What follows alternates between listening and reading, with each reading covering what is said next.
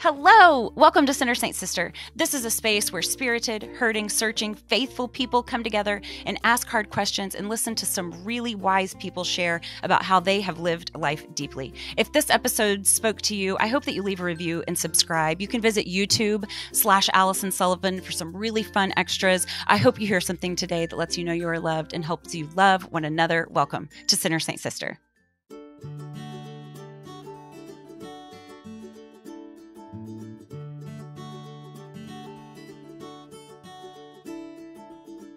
My husband and I, over a decade ago now, we moved home to Texas. Well, my home. After years of bouncing around, we were going to start our real, grown-up, not ever moving anywhere ever again life. And even though we were ready to move, and we knew that our last home was temporary in Minnesota, it grieved us deeply to leave it. There would be so much to miss about Minnesota. In so many ways, it was there that we learned how to be grown-ups. That freezing little town enveloped us, and it nurtured us in our young marriage. Being married took on new meaning as we navigated those first years of what it truly meant to become one on a deeper level than just playing house. We learned that love was something tried and true and not something glittery or gold. We brought two babies home to the first home that we ever owned, and we watched them learn to smile and laugh and walk and talk between those walls. I will never forget the layout of that house. Those rooms and halls where my babies played their first games. We had wonderful neighbors who came over for parties and tolerated our rascal dogs who did not understand property lines when it came time to going number 2. They took care of us as my husband worked crazy hours finishing his medical training. They would bring over dinner and shovel our drive. Minnesota was a great start. And to this day, I viscerally miss the way the air smells in fall and the way the sky looks before a snowstorm. But all that there was to grieve, the biggest loss, would definitely be no longer living minutes away from the girlfriends that I made while I was living there. The best way to describe what I had with that circle of women was true. It was not always pretty, but it was always true. I celebrated my place in that circle. There's really nothing romantic about it. We were just a bunch of moms living life together, but we did it well. We shared each other's special moments and endured each other's mundane. We walked into each other's kitchens and put away the dishes without having to ask where anything went. And then we went to the fridge and asked why we were out of flavored creamer. We fought. We cried. We laughed until we couldn't breathe. We hated and then forgave each other's siblings and parents and spouses. We disciplined each other's children, and we did each other's laundry, boxer shorts and all.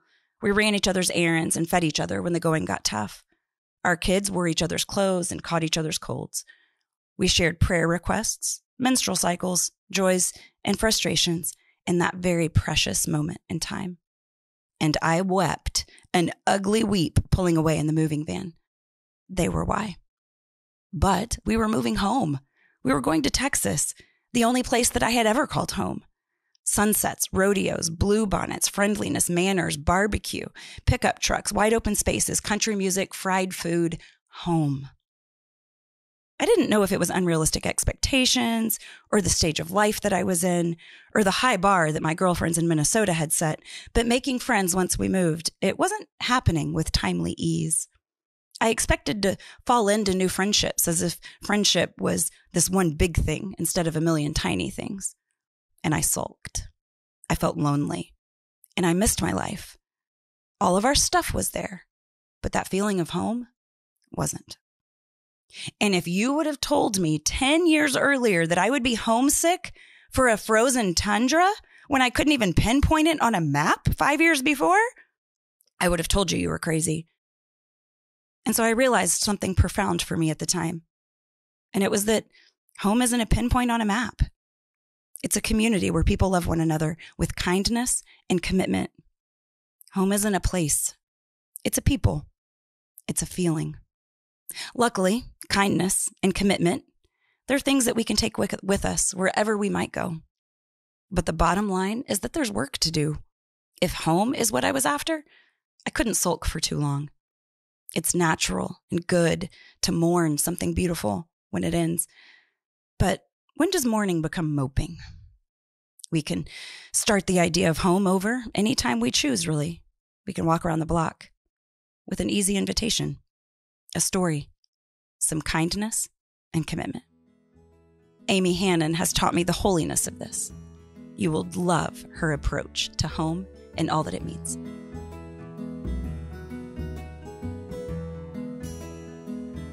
Pink Salt Riot creates products that are created to be reminders to show up authentically as we are and live into the mission that God has exactly for us. Pink Salt Riot creates jewelry and greeting cards and lifestyle goods and gifts that anyone who loves Jesus would love. All of these products are made with the hope of pointing us back to radically standing in the truth about what God says about us and that we are worthy exactly as we are. We can anchor our daily lives to God's love and faithfulness. And you guys, Christmas is just around the corner. I know that there is something perfect for someone you care about at Pink Salt Riot. Follow them on Instagram and TikTok or pinksaltriot.com. Hello, Amy Hannon. I am so excited to welcome you onto the show. You are a hospitality expert. You are a gatherer of people, a mother and a wife, and you have a kitchen boutique and a cooking show and a lovely book called Gather and Give. And I can't thank you enough for saying yes to be here. Oh, this is a treat. Thank you for having me. You're so welcome. So I listened to your book, Amy, and because moms are multitasking wizards, I did it while I was caring for my house. And I have to tell you that I have never necessarily done a load of laundry and then sighed wistfully, I'm caring for my house right now. You know, but there was something about the way that you were putting things. There was something about the way that you were describing your space. I loved it so much when you said, what God has given me, I share with you. And it was probably your accent too, I have to say, but there was something about listening to you while I was doing all these things that I really do feel like something inside of me shifted regarding my home and hospitality. I cannot wait to hear more from you. But first, as a way of introducing yourself to listeners, can you tell us a little bit about who and what you love? Yes, of course. Well, I am a pastor's wife. We've been on staff at the same Bible church in Northwest Arkansas for almost 30 years, which is God's kindness and favor. I mean, we know as well as anyone that that is not most pastors or full-time ministries. Minister stories. And so we are very grateful. So we're in a great church that we love to serve at and serve their people. And I stayed at home with my kids and did design. I'm probably a maker at heart, a creator, designer at heart, with home as kind of the primary motivator, I guess you would say. So I did a couple of things here and there while I raised my kids. And at 41, I asked the Lord, I said, gosh, I've got all this time on my hands now that my kids are bigger. We had our babies young, you know, like they do in the South. We had our babies young. So by 41, my kids were all driving. I know. Wow. Yeah. I know. And so I said, you know, what do you want to do? What do you want me to do with the season of my life that has kind of opened up a little bit? And I never dreamed in my whole life that this is what he had planned for me. So in my 40s, I've had a lot of opportunities that he's given me to speak into the realm of hospitality, of biblical hospitality, because it's my heart. I mean, it's my heart. I love using my home. I love, well, what you were saying about your home and recall, you know, folding your laundry or cleaning your home and how it moved you a little bit, that I just love to be able to remind women that serving is sacred and it's a special, beautiful call in our lives. And it's not demeaning. It's how Christ lived. And he called all of us, men, women alike, no matter who you are, where you live and what your income is and what your realm, you know, however you live, we're all called to serve. So somewhere along the way, we've made that some gross word that means you don't have any strength or power or dignity. And that's not true at all. And so I love being able to speak into the beauty and the calling of serving others and using our homes to do that as a primary tool of loving the world like Jesus would. And so, I have a kitchen store and I love to be down there and, you know, folding tea towels and visiting with the women who are regulars, and then meeting the people who are new, who are making it a destination shop. And I have my 3 adult children that live in the area, so we see them a lot, which I love. We have dinner. Food will get your big kids to come over because they're hungry and poor always. Okay, good to know. Yes, that's a tip. It's a tip. Yep. I am not above bribery or strategy. No, I call it a motivate. I like to call it a motivator, but it's a little bit of a manipulation. Whatever. The end goal is pure. Absolutely. I want time with my children. So yes.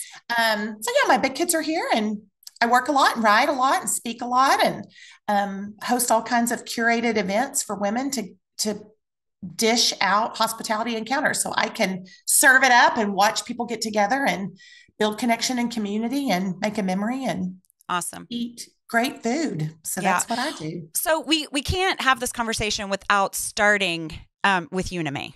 We need to talk about Unime. Will you please tell us a little bit about her influence in your life and some of your first experiences regarding this? Oh, for sure. I mean, I was actually talking to my mom and dad about this 2 nights ago. Unime is my dad's mother. And we lived across the street from her, or within a couple of blocks of her, walking distance, my whole life, like as long as I can remember. She lived near us. And my cousins also lived in the neighborhood. So we kind of had a little compound of sorts. A compound of sorts. And, she just always had her open door, and she was always cooking or serving people or using food to care for the ones around her. And I mean, and it's so fun, as I have opened this store since she has passed away. So she doesn't know this.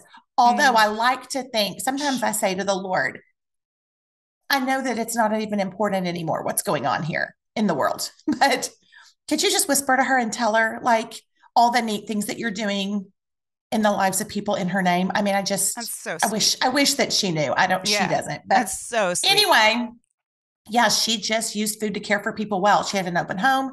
She loved to have her family there. She made and shared food for everyone. And as my brand has grown and her name has gotten around, people that knew her, that I didn't know knew her, have said to me, one time I was ill and I wasn't able to come to church for weeks, and she came to my house every Sunday and brought me food and sat with me. Wow. Or one time we were having a Sunday school class camp out for teenage girls, and Unime showed up on this Saturday morning with her cast iron skillet and breakfast, and made made breakfast for those girls around a campfire. Those are things she would have never told me. Yeah. And it's been so fun to really even hear more and more stories about how she really did use the ministry of hospitality to love people and serve people. And, I also learned how to cook from her. I watched her cook from scratch and loved it. And so, some of my fondest memories are,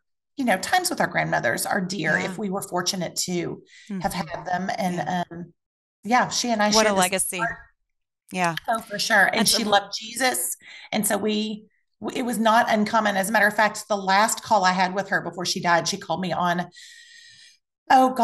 maybe about 5 days before she passed away. And we just had a whole conversation. We talked about, it was in August, when Arkansas tomatoes are their best. And so we talked about how there's nothing like an Arkansas tomato. And then I just remember her saying, this might make me cry. She just said, I really don't know how people live their lives without knowing the hope of Jesus. And that's my last conversation with her. And, that's dear to me. I mean, that's a treasure. I feel like the Lord gave to me those things to hold on to. Food and faith is the last conversation I had with her. Yeah. I love that you're not just rolling around in that blessing, and keeping it and hoarding it all to yourself, but instead you are just dispersing it as widely as you can. And the Lord has really blessed that. And so people are latching on to this message. I mean, you have a very large following, and I would imagine that it's either because they are similarly gifted and really enjoy welcoming people the way that you do, or it might be because we know that we're supposed to do these things, but it's so hard and we need help. And so do you have thoughts on, I would imagine you've spent some time thinking about, gosh, why is this going so well? What is it that is resonating so deeply? And of course you're talented, but what is it about this message that has made it so resounding? Well, you're a girl, I'm a girl. And I think and we're media people, and the world is full of visual Mm-hmm. inspiration, quote Yeah. unquote, Right. on what hospitality is supposed to look like. And I think one of the things that is really striking a chord with people is very early on in my book, Gather and Give. And when I teach women, um, at events and things like that, early on, I go right to the difference between hospitality and entertaining. Mm-hmm. And I think that is literally, it lifts weight and pressure Mm-hmm. off of women, because what we see is entertaining.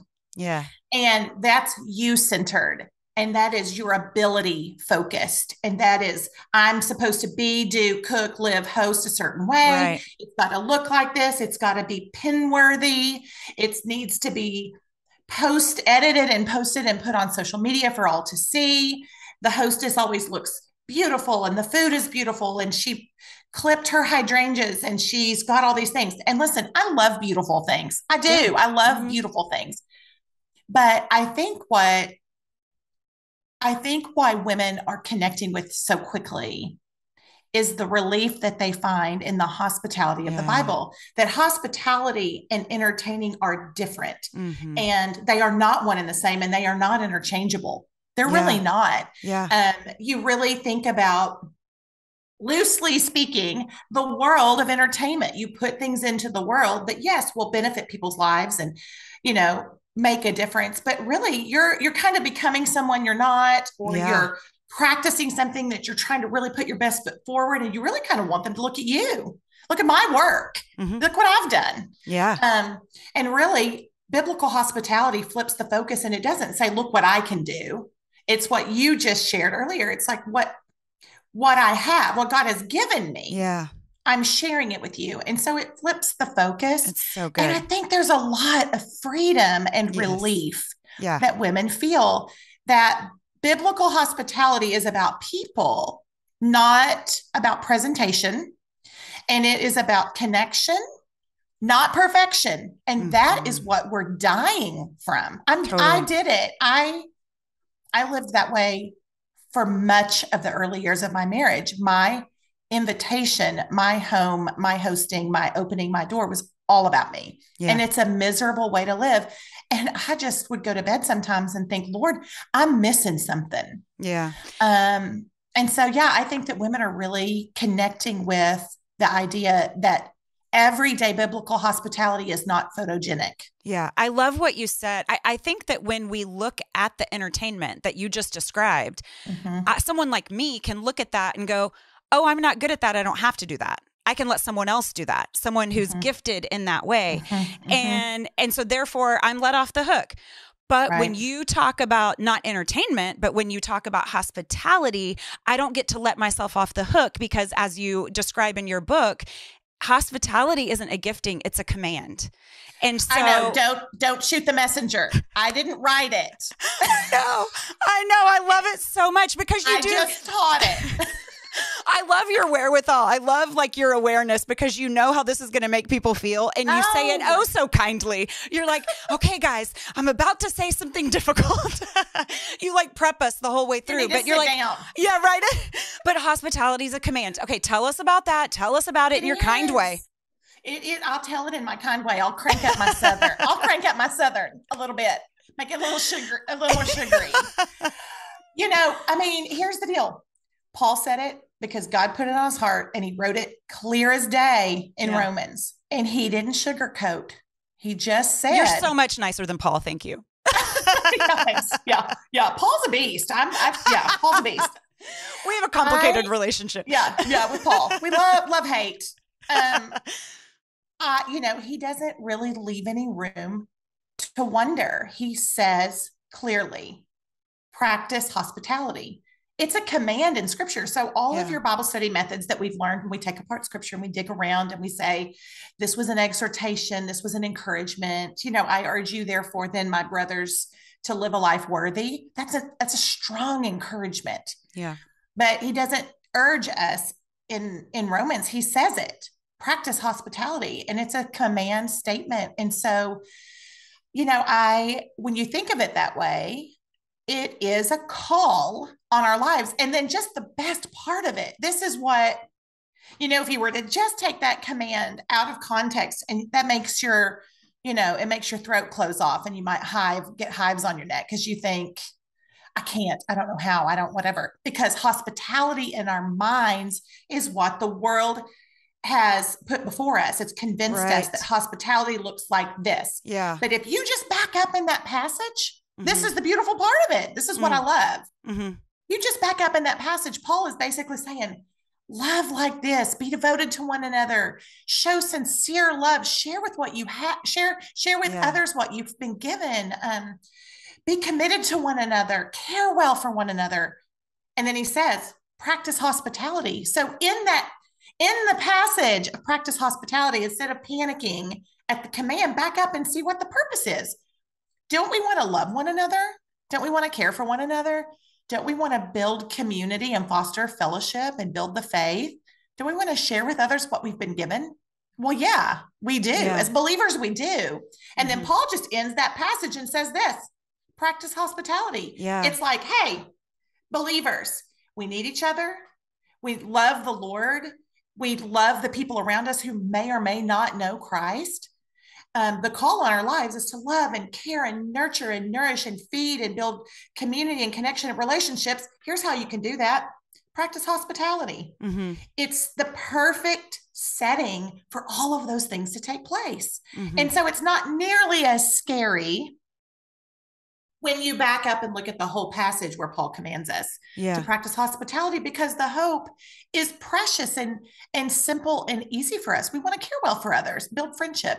So open your home, crank a Keurig cup. If you can't make a pasta sauce or boil pasta, if you can't boil pasta, you need to call me. I'll help you with that. That's real easy. But you can crank a cup of Keurig. It's pop it in, pull it down, and build relationships and just be the aroma of Christ. Smell like Jesus. Be Jesus. Speak grace and warmth and love and kindness into the lives of the people around you over a cup of coffee in your home. It's so much simpler. And I think that going back to what you asked, I think that is why women go, oh, that's not what I've been told. That's not what I see. Yeah. And I think somewhere in there, we are all longing for connection. We all want friendships. Yes. And we all want something for nothing. It's like, I mean, there's glory at the end of struggle. It might be a struggle. It might be dedication. It might be very intentional, but there's glory at the end of that. Absolutely. Absolutely. I feel like, on a small scale, there's the vanity, there's the vanity reasons that kind of keep us from this. Like because people so well, women so well, you went through this list and this might not be the exact list that you gave, but you're like, but I have stained rugs, but there's a hole in my drywall, but I have a bad floor plan for entertaining. You had all these examples of all the reasons that we might say, I don't want to do this, or this is hard, or I'm not good at this. You really understand that difficulty. And yet, that there is a larger scope, that there's a bigger reason to do it anyway. And the reasons, I think, that's the small scale, the vanity. But I think there's a bigger scale of why we're not doing this. And I wonder if a lot of it has to do with how independent we've become, how isolated we become. I feel like our culture is becoming more and more, these devices, that are meant to connect us. It's like they often just keep us separate and keep us in our own little corners. I mean, don't you remember, Amy, the excitement of getting your driver's license? It was like, there was like freedom, and it's like now parents are having to beg their kids to get their driver's license because they're like, what? My friends are right here. They're right in my phone. And so I feel, and yet we know that there are significant gaps between online connection and this in-person connection. And that's true for all of us, not just young people, but there is there is actual data that loneliness is on the rise. There are actually statistics that the quality of our social lives affects our brains, like our brain chemistry.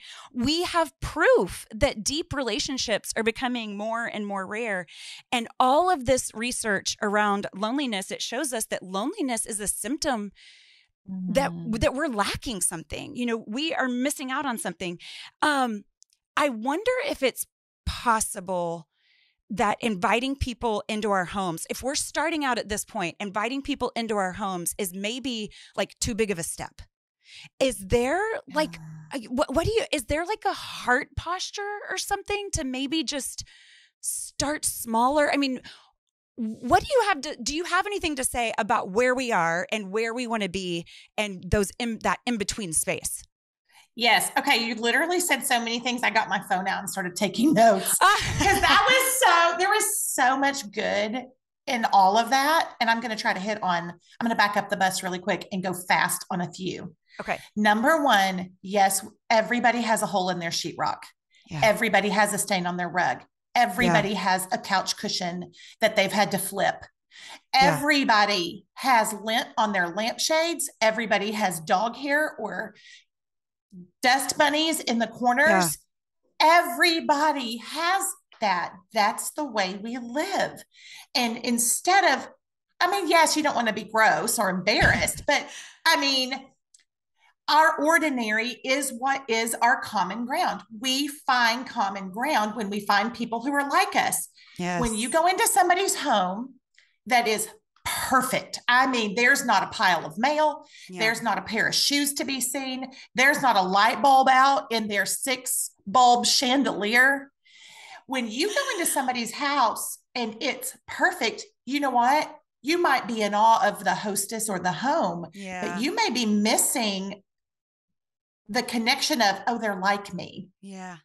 And when you go into somebody's house and their mail is sitting beside the coffee maker and there's one pair of shoes tucked over in the corner or under the coffee table, and there is a light bulb out in the chandelier and there is a little dog hair in a corner, you think, oh, they're my people. That's intimacy, right? Yes. And here's kind of this, if you could do like a little chart with like words and an arrow and a words and an arrow, like what leads to what, since we're talking, we need to get that visual. Yeah. But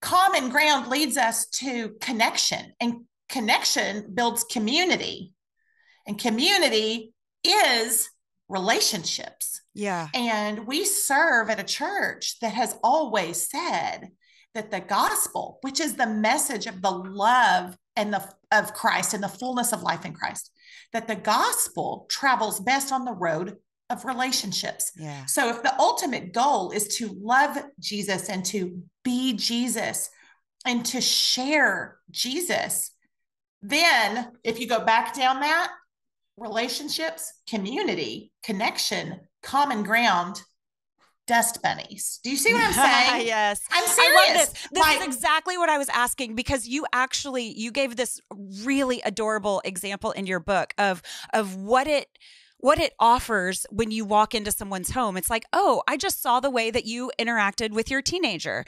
I just heard your dog voice. You know, yes, your dog voice. I saw when you opened your pantry that you own a label maker. You're that girl. Yes. You're the girl who has a label maker. Yes. Or you've hired someone to come and do your pantry. Or your pantry is a free-for-all. Yeah. It tells so much about us. It tells about you, yeah. It does. And that's what we want to be, is that our ordinary becomes extraordinary. Yes. When we ask the Lord to get in there and do his thing. Okay, I want to be sure that we get to it. Okay. The other thing is too, yes, I believe independence, because you that was so meaty. That was also beefy and good. I do think that independence has become a way of life for us.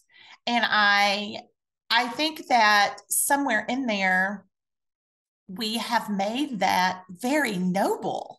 You know, it's kind of the word. Like I was saying, that serving in the world now it's not cool. It's not what you do. You look out for number one. You climb the ladder. You're independent. You don't need anybody, because you're qualified and all of that. And I'll tell you what, that's killing us. And that's what you were saying. It's absolutely killing us. And then what happens is we are absolutely isolated and as lonely as we've ever been.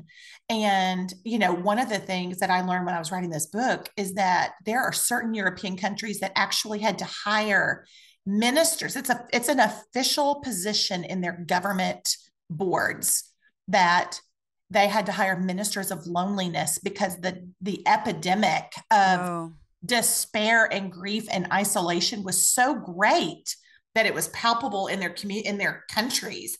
And they said, we've got to figure this out. And do you know what? After all the research, all of the things, what their solution was for despair and anxiety and mental health and all of that? Community. Yeah. Hospitality. They were actually connecting people with other people. They were setting up dates, more or less, for people to be inside one another's homes to share a meal. That hospitality became the answer to this global crisis. And it's no surprise that the root word of hospitality is hospital. It's where we go to be healed. My goodness. To be made well. I mean, That's it just beautiful. gives me too. Yeah. Thank you. Chills. Totally. It's where we go to be healed. It's where we go to by be the way, filled up. Of course an enemy is going to get all up in that. I mean, that was my other thing, enemy, because hospitality is dear and it's strategic and it's what makes us well. It is medicine to us. And the enemy doesn't want us to be well. He loves fanning the flame of independence and isolation and pick yourself up by your bootstraps. Jenny Allen actually has a book that came out in the first part of this year called Find Your People. And I mean, that's what she pounded. We were not made to do life alone. Yeah. Nowhere in scripture does it say that we're supposed to do life alone. And when somebody was struggling or isolated or needed to be made better, the Lord brought them a partner, a buddy, help. And it just doesn't seem to be the cool way to do life, but we're feeling it. And that is tragic to me. And that's why, here's what I pound over and over. I might cry again. I get these tears. I get a weepy eye. Just one. The world is primed for a hospitality revival. We are literally perfectly positioned to need one another, to need real relationships, to lean in, to share warmth, to do life together. Yeah. And when we go back to Paul, he said it first, love each other, care for one another, build relationships, build community, share with with one another, what you have, practice hospitality. So we're sitting here saying, oh, we're grieving. Oh, there's despair. Oh, mental health. Oh, we're isolated. Oh, the world, whatever. Paul wrote it. And he even gave the prescription, practice hospitality, open your doors, open your hearts, open your lives to people and watch what the Lord does through it. Right. Right. You know how we're told to pray for our enemies and we keep waiting for that it's like, well, when that feels fun, then I'll do it. Or when that seems like something I want to do, then I'll do it. And I think that there's something to obedience first, feelings later, action first, feelings later. So hangry, the word hangry, that is not a universal term for no reason. There is something to be said about food calming us, about food settling us. It's a real thing. My husband definitely learned the words legitimacy early on in our marriage. He would stash snacks. He would pack snacks. He would carry cheese sticks. Yeah.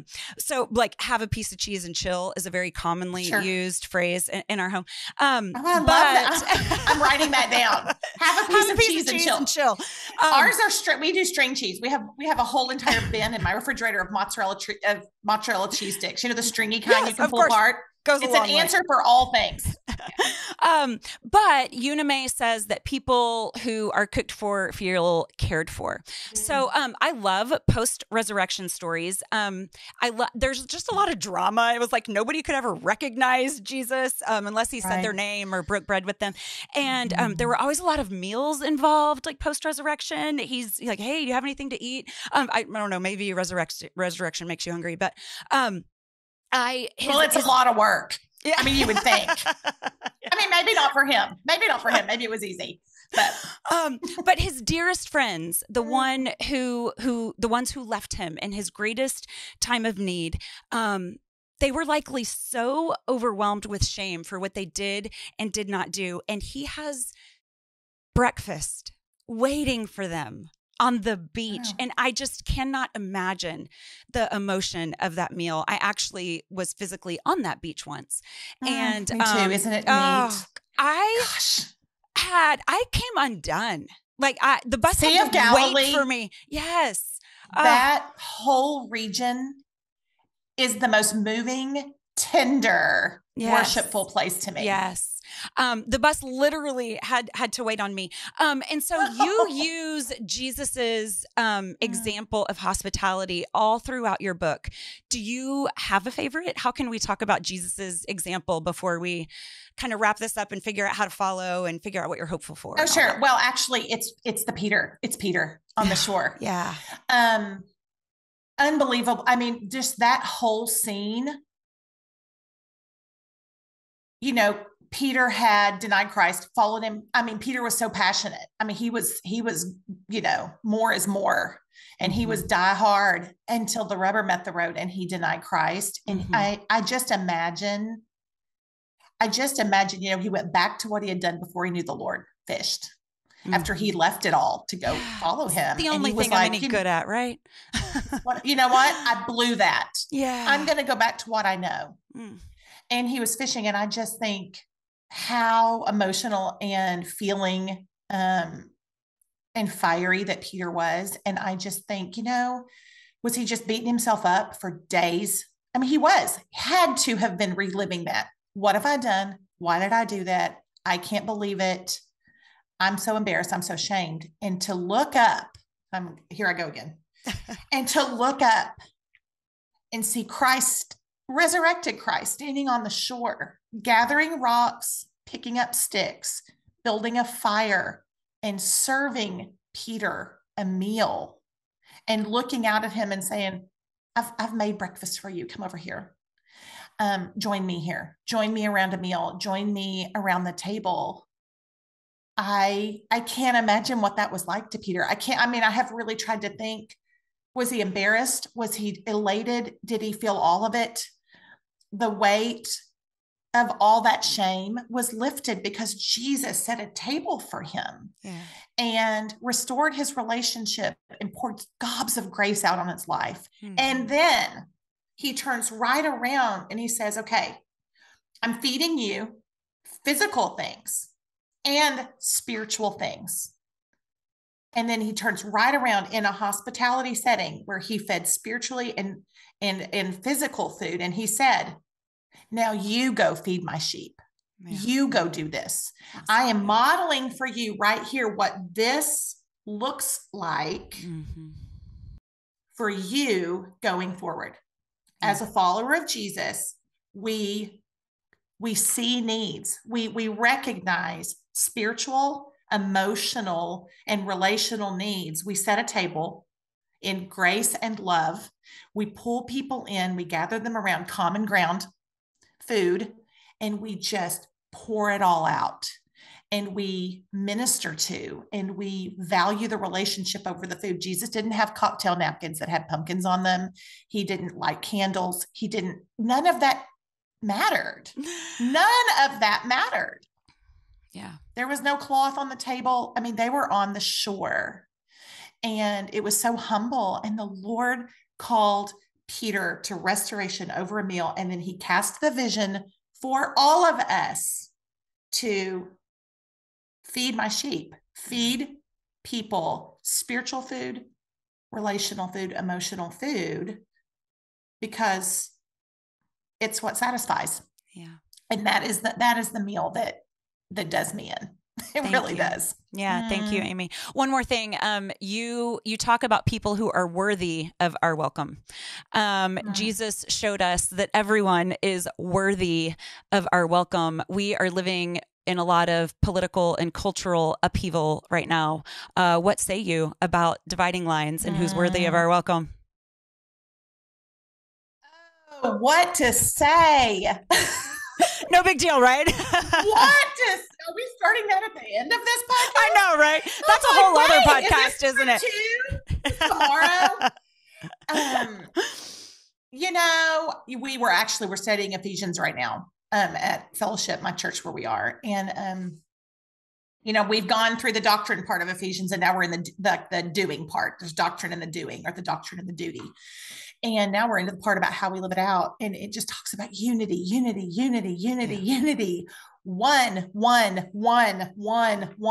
oneness. And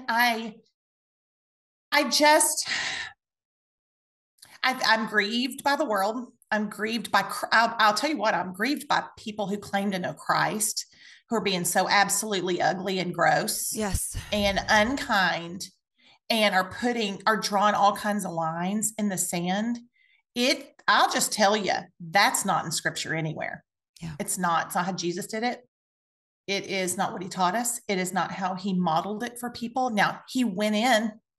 Pharisees were his opposition. Zacchaeus, his opposition. Mm-hmm. He dined with them. Yeah. He didn't picket. Yeah. He didn't not shop at their stores. Right. He didn't not talk to them at the corner when they were all putting mail in the mailbox or dragging their trash bins to the corner. He shared a meal with the opposition. Yeah. That's how we did it. That's good. And really good. I think another thing too is, and I think this is what the conservative world, the evangelical Christian community is so scared of. And this is what everybody needs to hear me say. Our proximity to people who are different, with people who are different than us, who voted differently, who live differently, who fly a different flag than we fly. Our proximity comes with a purpose. And I think people are so terrified that by having dinner with somebody who's different than they are means that you're condoning their choice. And I don't see that. I don't see Jesus ever condoning the Pharisees. He still met with them. He engaged with them in conversation and relationship. He did it time and time again. Yeah. And he just went in. He just went in.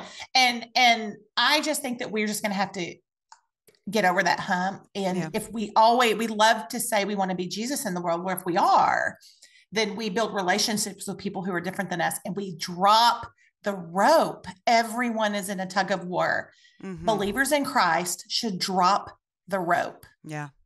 I think you're right that conservatives think they're condoning, and progressives think that they're complicit. Mm-hmm, so if we meet anyway, well, then I'm condoning. Yeah. If we meet anyway, well, then I'm complicit. And what I hear you and Jesus saying is, go ahead and meet. Go ahead and break bread together. Do it. Yeah. I mean, the goal is the relationships. Right. The goal is relationships. The goal is relationships. And if we go back to the gospel travels best on the road of relationships, then we got to build relationships. Yeah. We're not going to get the gospel or the hope of the Lord or the truth of scripture into the lives of anybody if we don't have a relationship with them. And let me tell you, they're not listening to you. They're not listening to you yell. They're not listening to you picket. They're not reading your Facebook posts. That's right. But if you sit down with them and build a friendship, and they sense the Spirit of Christ in you, that becomes interesting and curious and appealing to them. Yeah. And that's where we get to show them Jesus and make a grilled cheese sandwich, or buy store-bought pasta to take out or curbside, and just build relationships and pray in humility and watch how the Lord uses it. It's so simple. Amen. Worthy of our welcome. I loved that so much. Okay. So what are you hopeful for, Amy? Before you tell us where to follow and how to find you, what are you hopeful for specifically? Well, I'm in a book season. So if we were just talking any other time, there would be a different hope. But, having just put this book into the world, I feel very hopeful. I've prayed and walked and sat and been on my knees holding the book, praying that the Lord, here I go again, that the Lord would really use this book and its message to change the way that people view life and ministry. And then also that by our choosing to change the way that we live life and do ministry, that it affects the way that your children see it. And that it will affect the way that their children see it. And that gather and give will cultivate generations of generosity and hospitality, because I really think it is one of the sweetest, most strategic ministries that we as believers can take part in. I really do. And so I'm especially hopeful for that. I am hopeful that we will have a good fall, because we're as dry as we can be. And I see trees trying really hard to turn red. And I'm just so scared. I think they're just going to crunch up and fall. And so I'm hopeful. I'm hopeful for a good fall. I watch out the window very expectantly every single day. But I love that. Yeah. Okay. We need to know how to find more of you. What are you doing? I know that you have your hands in a bunch of different things, and we want to know all of them. Okay, you're sweet. Well, I spend most of my time right now on my Instagram because I like to visit and connect with people. And so I am Unamaze. Yes, it's hard to spell. It's EUNA. And if you can get that far, I'm the only one on Instagram. So type in the word Una, EUNA, and look for a girl with big blonde hair. That's me. I do spend a lot of time right there. I have my books, of course, in my store. And so I do have a newsletter that we send out that just has like the most important things, like where I'm speaking, where I'm going to be, if there's any kind of special, I'm a retailer too. I mean, a retailer primarily. I'm an author kind of secondarily. So we have some really great experiences. I do these beautiful private dinners for people who fly in from all over the country, and strangers meet up, and we have 16 people for a 4-course dinner, and strangers become neighbors. And it is the most precious thing in the world. I love it so much. And I teach as I go. So it's a cooking class and a beautiful dinner party with strangers. It is just one of the neatest hospitality encounters. We call them supper clubs. So people come in from all over the country and make friends, and it's precious to me. And then I also have a new online home and hospitality community called The Gathering. amyhannon.com. And it's getting outside of all the algorithms, outside of all the ads, all the suggestions, all the dog videos, and which I watch a ton of golden retriever videos, but I'm just saying, all of that stuff that's kind of coming at you on social media. And it's my own site where people who are kindred around home and hospitality, family and faith, we're posting recipes. I cooked salmon croquettes in Cajun Alfredo last night live on my feed. We're cooking together. We're making all of our pie crust together on a live Zoom call to get ready for the holiday season. I post devotional thoughts. People are sharing pictures of their porches and their favorite pumpkins, and people are sharing their favorite ingredients. And it's just loveliness. Yeah. And so I've got that going right now. So just a lot of fun things. I work super, super hard, but it's all things that I cherish and love so much. And it is never lost on me that I get to do what I love. I know that you probably feel the same. I mean, it's a real treat from the Lord.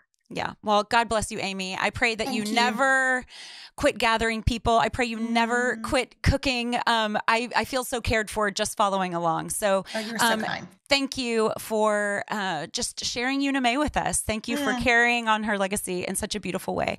I'm so Allison. grateful to have crossed paths. I will be a cheerleader from afar, and I hope you come back someday. Thank you so much. Thank you. Thanks for having me.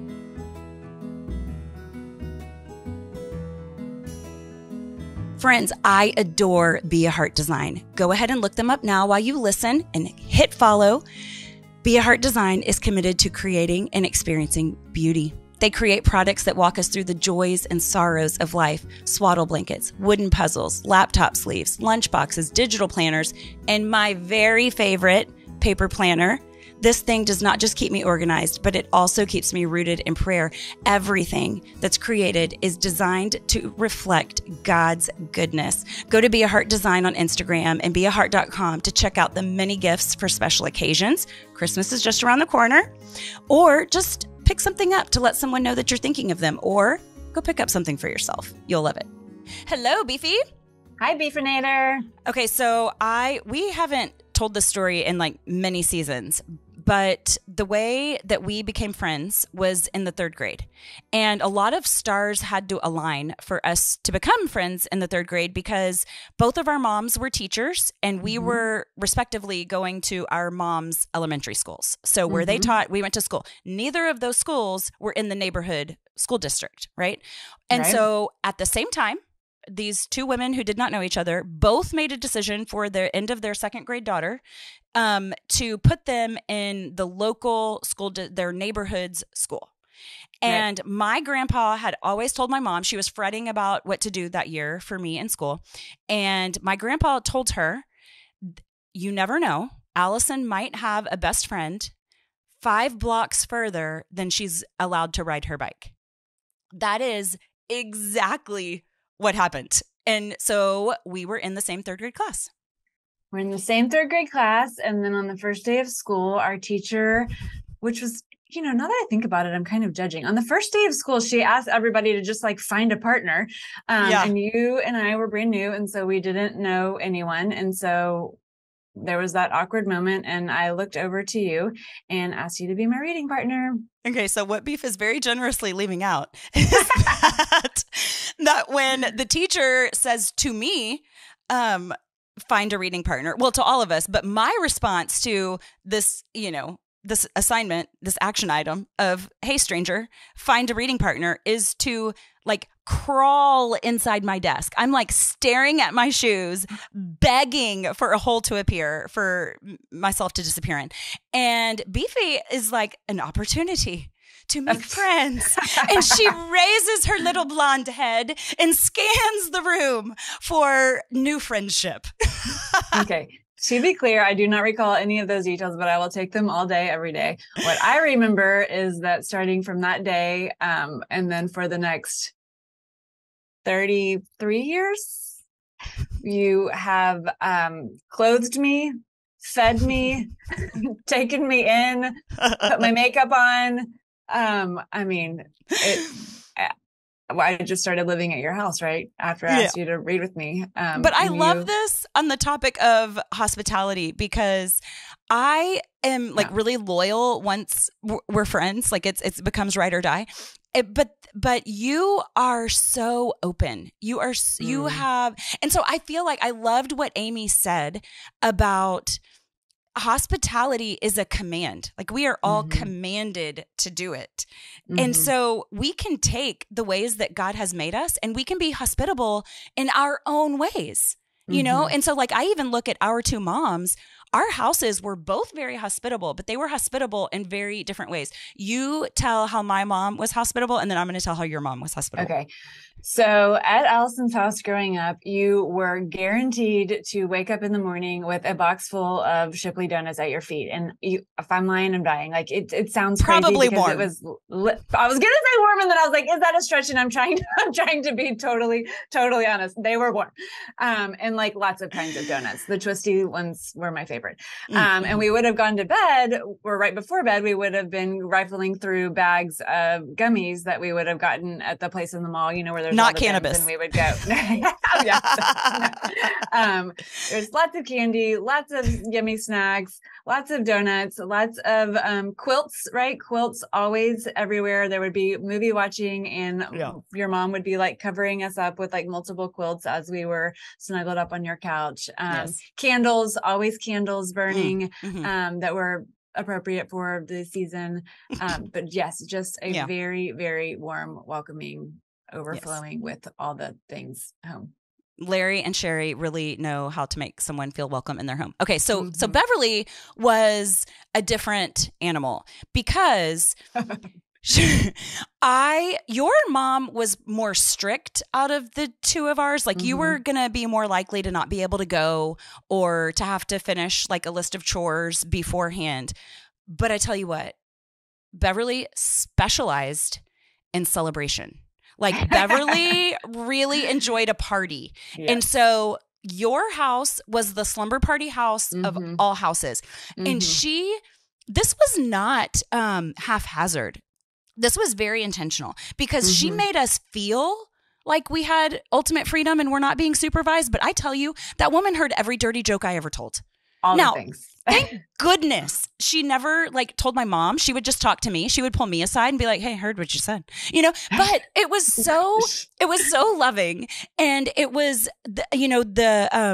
there's something for a kid about feeling like you have a lot of independence yet needing some structure, And so she really nailed that balance. Mm-hmm. We had the best, just such amazing memories of slumber parties at your house. So fundamental to my childhood. Okay, so really quick before we sign off, how are you making your house hospitable to your kids' friends? Because I feel like I don't read a lot of parenting books. Actually, now that I have teenagers, I do. But when they were little, the one thing that I read that really, really stuck with me was make your house the house. Like you want people to gather at your house. And I know that that's something that's important to both of us. How are you trying to make that happen for real?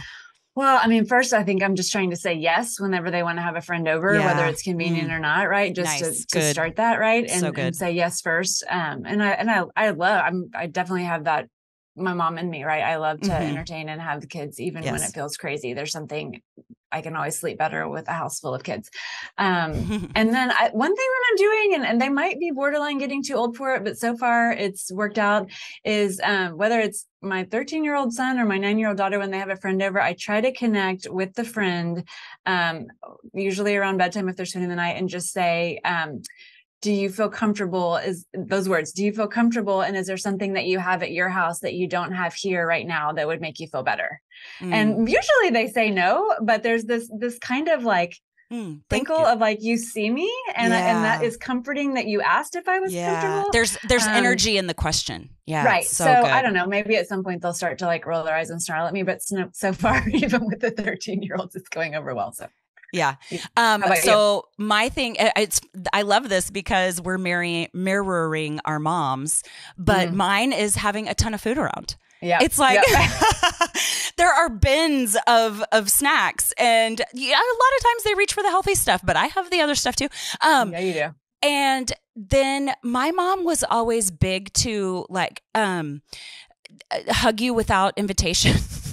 She was gonna, I know that I might want to take that back, but she was gonna leave her red lips on your cheek somewhere, 1000%. And so I'm just really affectionate with them. I try to use terms of endearment. I call everybody baby or sweetie or sweetheart or, whatever. And so I think that, and Silas, my oldest, he used to be really afraid of, I don't know, just the mommyhood of that, but the thing is that everybody wants to be mothered. I want to be mothered. Sure.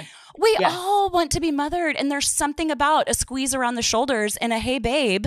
And do you want these Chips Ahoy that really, really works. And it keeps them our house has become the house, and I'll take it.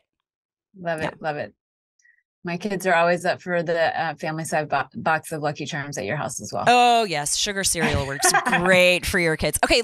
Sorry, real quick. We have to talk about Amy because her energy and her commitment to helping other people do this, because it is hard for me. It is a stretch for me. I'm an introvert. I like my space. And the way that she puts it makes me feel really convicted to be better at kind of swinging my door open. Oh, yeah. No, I feel like she kind of energized me for the holidays. I got excited about thinking about what's to come. And I was convicted by her talking about, when hospitality, or that hospitality shouldn't be entertaining, right? That there's something different about that. And I have definitely started to just in a very busy season that we're in right now, shift to being more focused on entertaining. And I actually am not hosting Thanksgiving this year for the first time in forever, as you know, but it was because I just needed a second and kind of a restart. And so I'm actually really, really excited about going to Thanksgiving. Yeah. And then thinking about hosting some things at Christmas. Once I kind of get my priorities and head back in order. So I will definitely be following her for more inspiration and encouragement. Yeah. She just has a really succinct way of putting things that I love so much. So she's a fun follow for sure. Okay. Thanks, Beef. Love you. Love you. Bye. Thank you so much for listening. Thank you for being here. A very special thank you to all guests and sponsors. A really special thank you to Taylor Schroll for mixing and editing. For more content, you can head over to Instagram at Allison M. Sully and TikTok at Sullivan Family TikTok. You can also check out Forte Catholic and subscribe there, where you have a 25% chance of hearing me co-host. I am so grateful for all of the love and support that we offer each other here. Today's show was a production of Allison Sullivan in conjunction with the Forte Catholic Podcast Network. For more great Catholic podcasts, head on over to fortecatholic.com/podcasts or wherever you listen to podcasts.